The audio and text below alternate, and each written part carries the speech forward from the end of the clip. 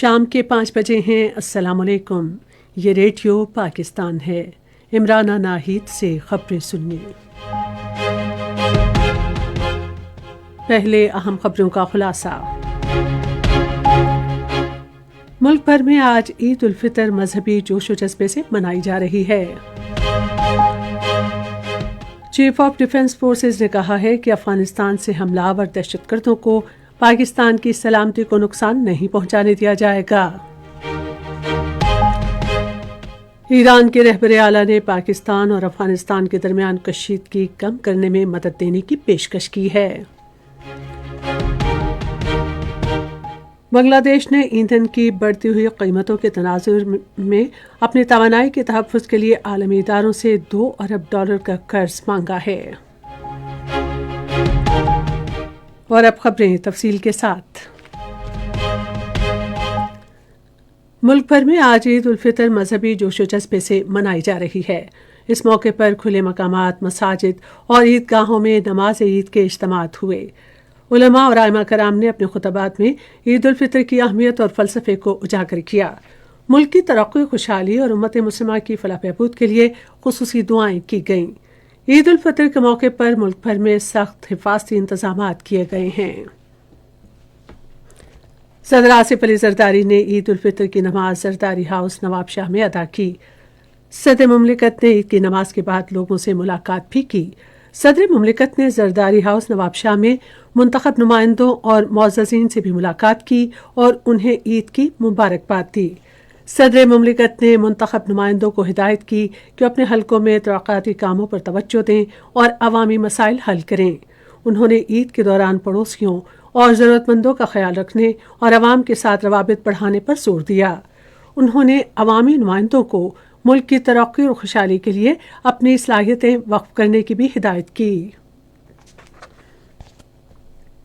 وزیراعظم محمد شہباز شریف نے لاہور میں عید الفطر کی نماز ادا کی۔ اس موقع پر سابق وزیر اعلیٰ پنجاب حمزہ شہباز شریف، وفاقی وزیر اطلاعات عطا اللہ تارڑ اور سلمان شہباز بھی ان کے ہمراہ تھے۔ نماز عید میں پاکستان کی سلامتی، ترقی و خوشحالی، امت مسلمہ کے اتحاد اور خطے میں امن کے لیے خصوصی دعائیں کی گئیں۔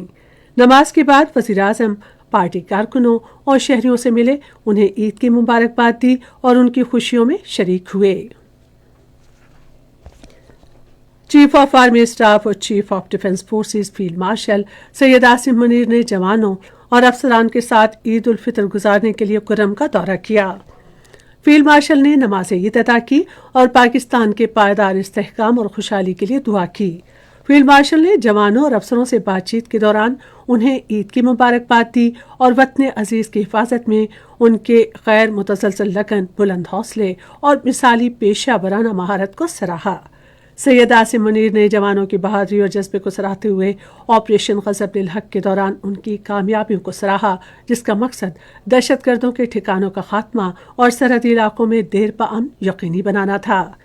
انہوں نے کہا کہ افغانستان میں سرحد پر محفوظ ٹھکانوں سے حملے کرنے والے دہشت گردوں کو پاکستان کی سلامتی کو نقصان نہیں پہنچانے دیا جائے گا۔ فیلڈ مارشل نے علاقائی امن و استحکام کے لیے پاکستان کے عزم کا اعادہ کرتے ہوئے کہا کہ شر پسند عناصر کی جانب سے پاکستان کے خلاف کارروائیوں میں افغان سرزمین استعمال نہیں ہونی چاہیے۔ فارمیشنز کی انتھک کوششوں کو سراہتے ہوئے سید عاصم منیر نے آپریشنل کامیابیوں کو قوم کے شہداء کی عظیم قربانیوں اور قومی سلامتی کے عظیم مقصد کے لیے وقف افسران اور جوانوں کے غیر متزلزل عزم سے منسوب کیا۔ فیلڈ مارشل نے جوانوں کی ثابت قدمی پر فخر کا اظہار کیا اور پاکستان کی خود مختاری اور علاقائی سالمیت کے دفاع کے لیے مسلح افواج کے غیر متزلزل عزم کا اعادہ کیا۔ ایران کے رہبر اعلیٰ مجتبیٰ خامنہئی نے پاکستان اور افغانستان کے درمیان کشیدگی کم کرنے میں مدد کی پیشکش کی ہے۔ نئے فارسی سال کے موقع پر نوروز کے پیغام میں انہوں نے دونوں ممالک پر زور دیا کہ وہ تعلقات بہتر بنائیں اور اختلافات سے گریز کریں۔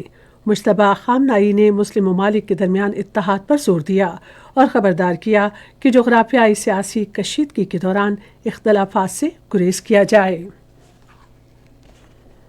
بنگلہ دیش ایندھن کی بڑھتی ہوئی عالمی قیمتوں کے تناظر میں اپنی توانائی کے تحفظ کو تقویت دینے کے لیے کثیر الجہتی ایجنسیوں سے تقریباً $2 ارب کا قرض لینا چاہتا ہے۔ وزیر اعظم کے خزانے اور منصوبہ بندی کے مشیر راشد الطیف امیر نے آج AFP کو بتایا کہ بین الاقوامی مالیاتی فنڈ نے $1 ارب 30 کروڑ جبکہ ایشیائی ترقیاتی بینک نے بجٹ میں معاونت کے طور پر $50 کروڑ دینے کا وعدہ کیا ہے۔ انہوں نے کہا کہ حکومت عالمی بینک سے بھی رجوع کر سکتی ہے۔ اس کے ساتھ ہی خبریں ختم ہوئیں۔